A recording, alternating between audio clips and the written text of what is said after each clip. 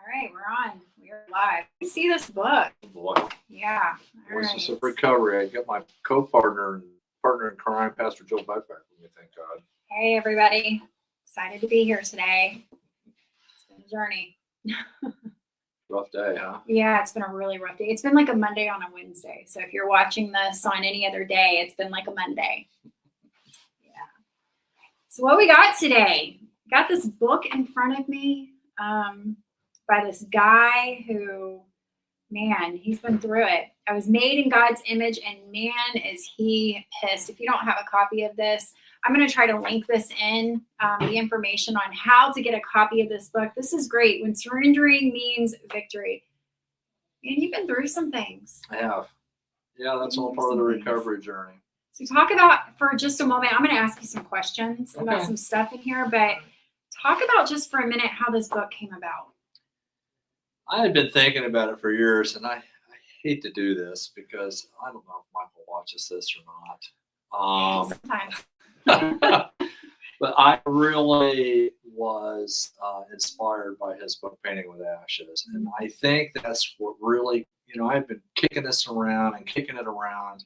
And I really think that that was the motivating factor for me to get this out. Because I think that those stories are important to be told, so that people don't feel disenfranchised or alone or different or whatever it is that they're feeling when they're trying to get in recovery. So, yeah, that's really how it came about. Mm-hmm. It's a whole lot of your experience, strength, and hope.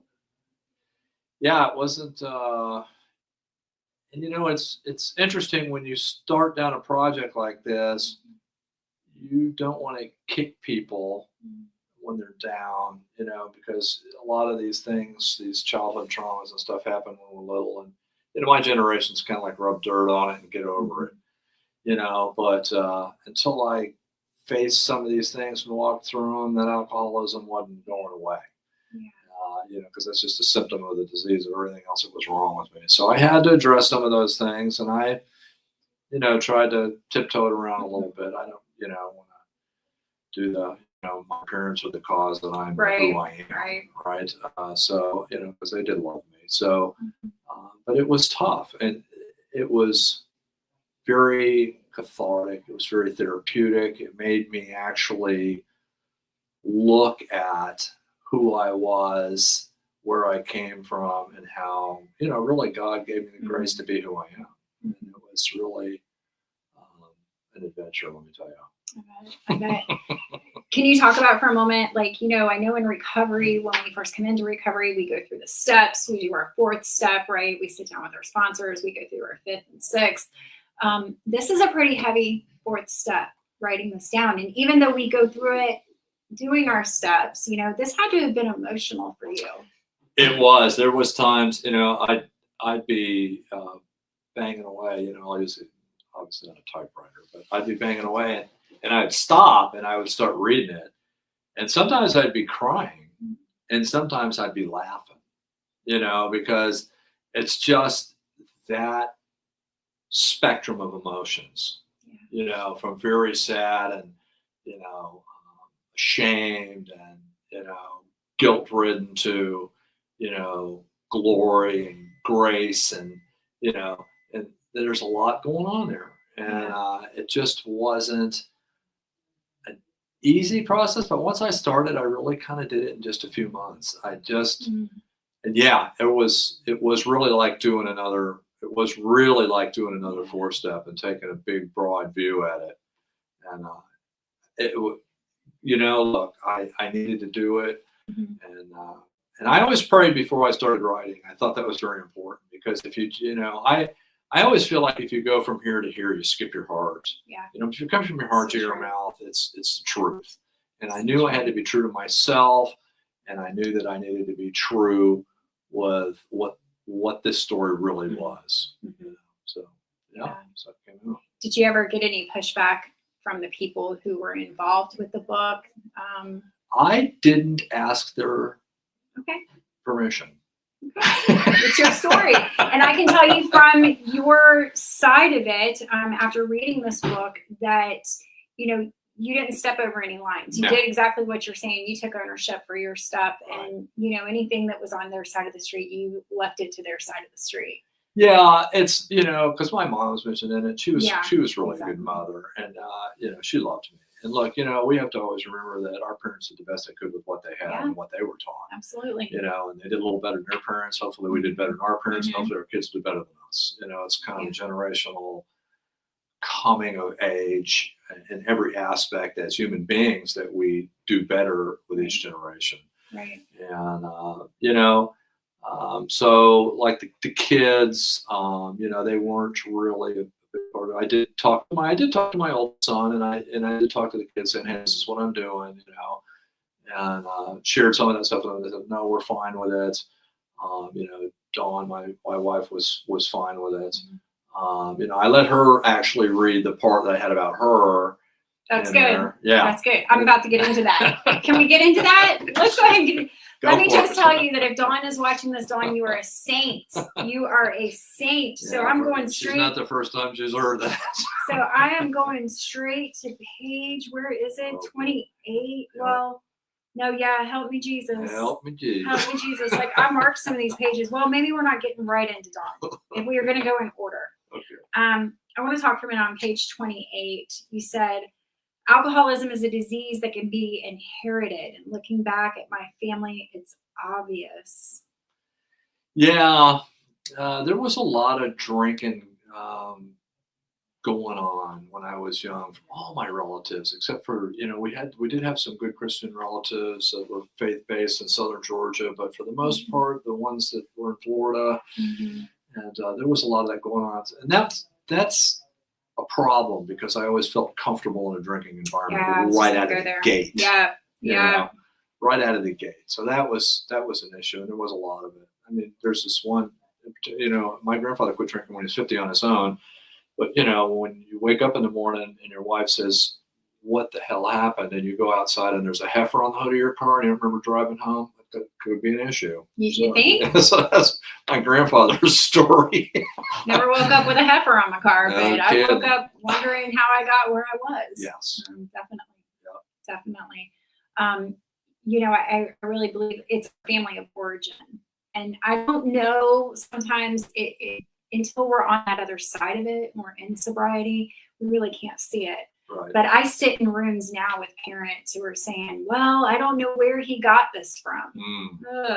Well, let's talk, right? Let's get into that. So, it's really rare that you find somebody in the program that said, I don't have any family history of alcoholism in my family. Absolutely. It's real rare.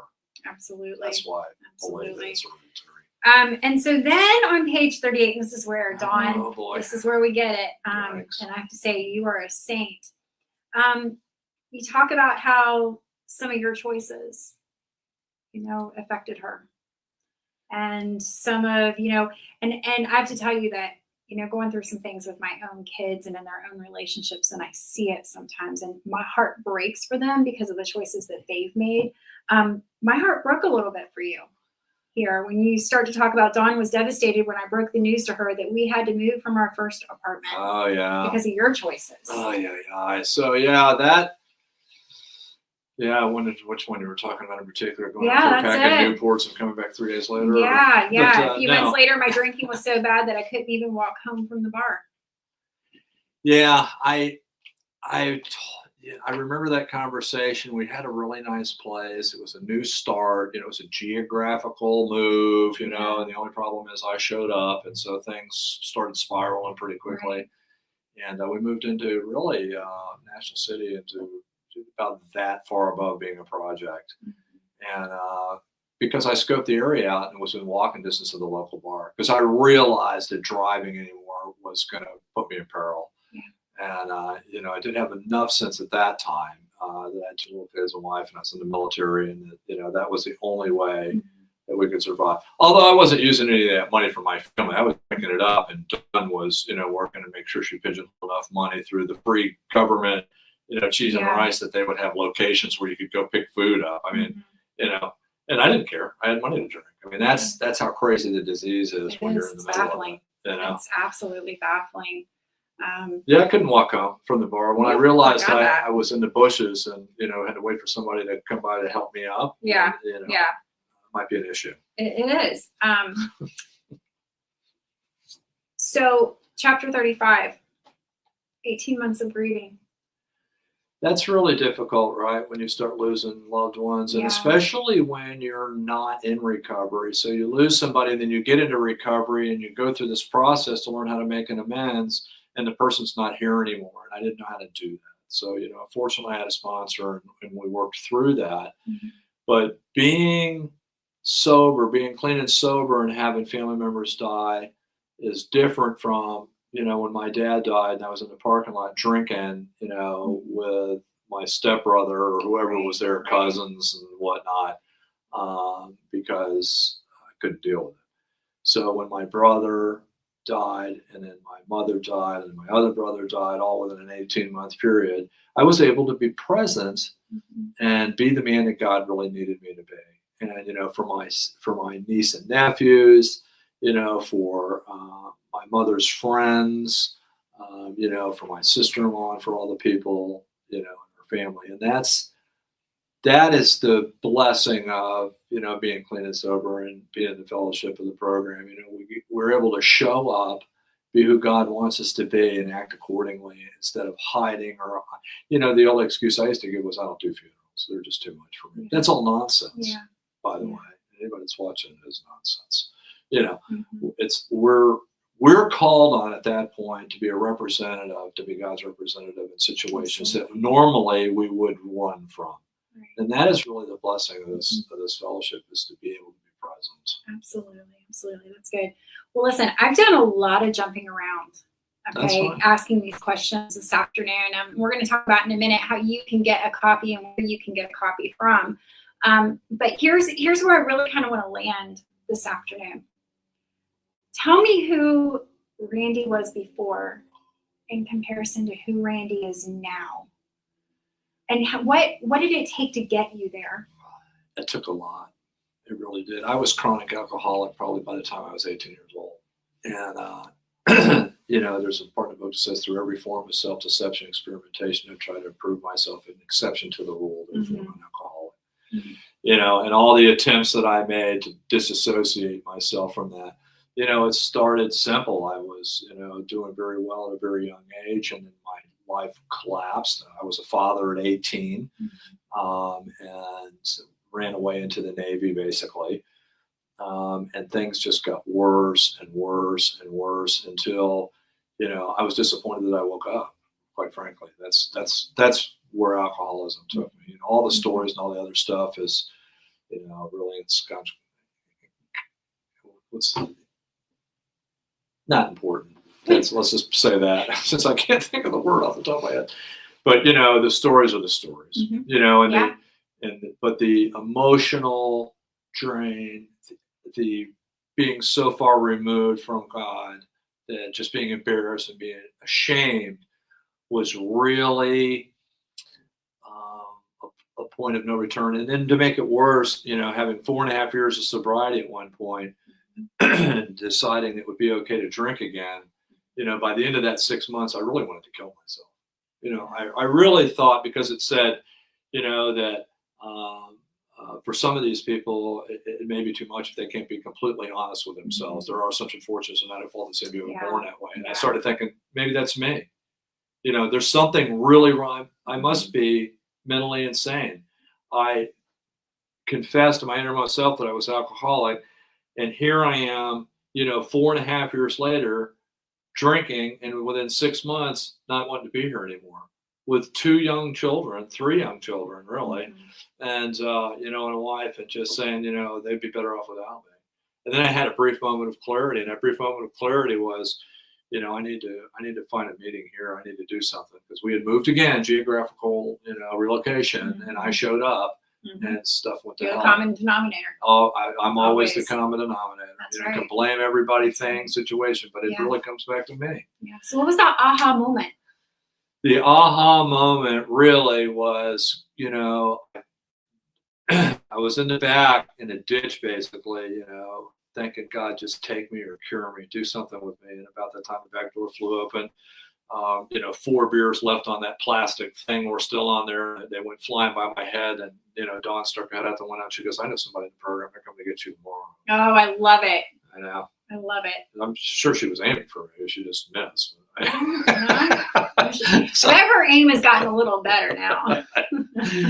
So I dumped those beers out. I went to the meeting the next day, and I got home. If I can do this without crying, I'll be doing great. But I got home, and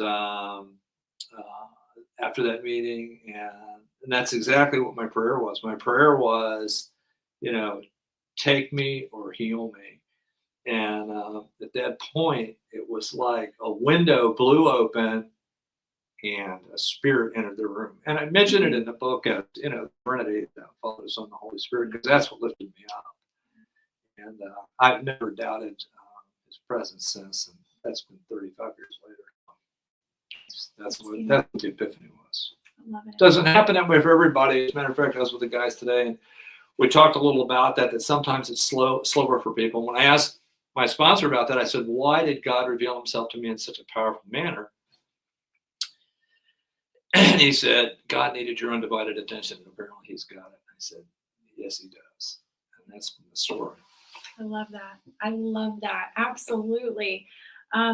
So you talk in ways that will lead people to believe that you're still giving back today. Now, I know you still give back today. I know in the many ways that you do, but can you tell our listeners how important it is for you to continue to give back and how that works for your own recovery?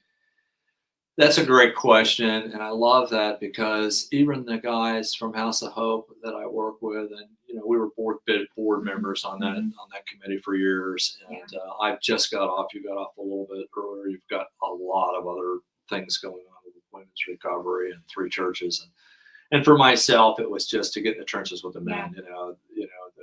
The board members can have the greatest intelligence in the world, but the war's won in the trenches. And I just feel like I needed to go back to the basics with the guys.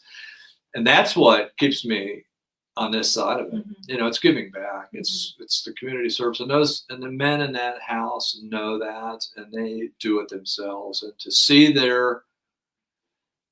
them grow through the weeks and months and years it's a miracle, and it's miraculous. That's what helps me so much because it reminds me of where I came from. People often forget, to lift people up behind them.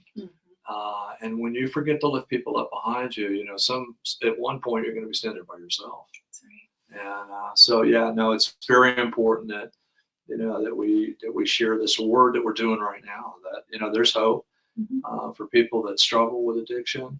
There's hope for people that struggle with God to help us get on the right track and live the type of life that God wants us to live. We're not supposed to be, in peril, in disarray, and total.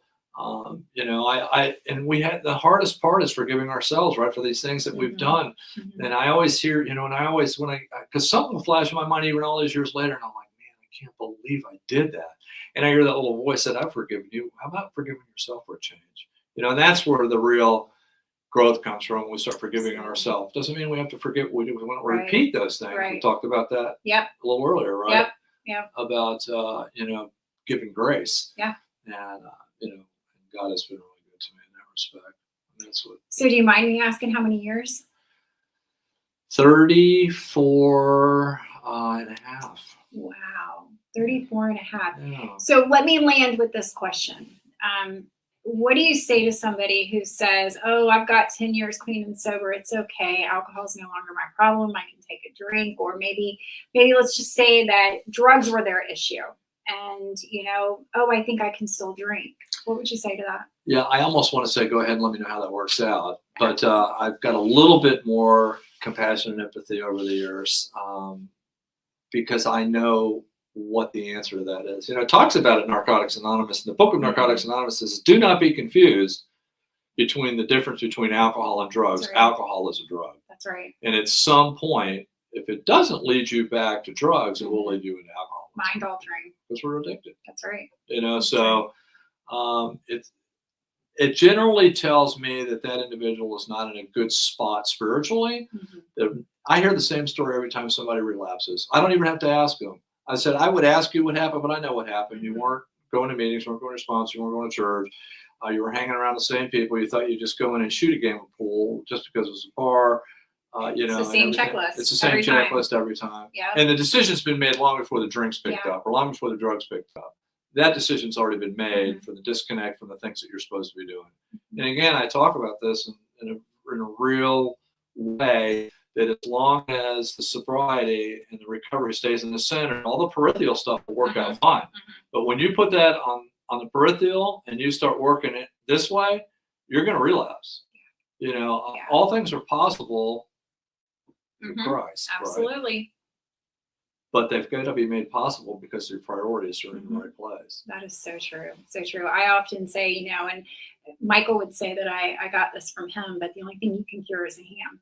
It doesn't matter how long you have been in recovery, I'll be saying that until the day that I leave this earth, that, I'm not a ham. No. I'm not cured. No. And I'm not going to mess with fire. I'm a little bit of a ham, but that's just my this is true. ego. This is true. So, with that I'm being still working said, on that, by the way. So can you tell our readers where they can get a copy of your book? Once again, this is I Was Made in God's Image, and man, is he pissed. Yeah, you can see it's tagged quite a bit because I use it with the men in recovery. Randall Klein, check it out. It's Amazon. You get it Amazon if you don't want to do business with Amazon, which some people don't. I understand that. They can do it through Book Baby.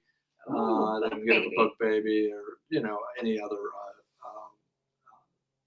bookstores that are available online. Yeah, and I'll try to chase this online through Facebook and YouTube and make sure that we get a link to those so you can purchase this book. Definitely. Randy, this is such a good book, and thank you for having the bravery, the courage to put your life story down on paper so that somebody else can learn from it and not have to walk the same path that you did. Thanks, Phil. You almost made me cry. I'm so sorry. Close. I'm so sorry. All right. Any last words for our listeners? And by the way, for men that were told, men don't cry, because I never saw that from my father, and my kids probably didn't see it till I was like 50. So it's okay. It's okay. It is definitely okay. This journey is an emotional journey, and we didn't get here overnight. So there's a lot of stuff to unpack. And listen, if any of you know of or you yourself are struggling, please reach out to us on whatever platform so that we can try to connect you to resources within your area. You don't have to just be here in Florida. I have learned how to reach out and to find other spaces and places for people. So bottom line, if you're in need of help or you just need someone to talk to, before you make that next decision to pick up that drink or that drug or to make some other decision, life-altering decision, please reach out to one of us. All right. Thank you so much.